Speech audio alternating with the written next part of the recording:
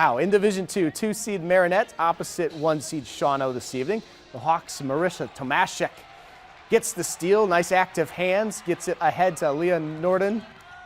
Marinette ties the game at 6s early on. Cherry picking time. Tomaszek up ahead to Ella Stuber. Nicely done. The Marines didn't get to set up their defense. Both ways the defense was very active.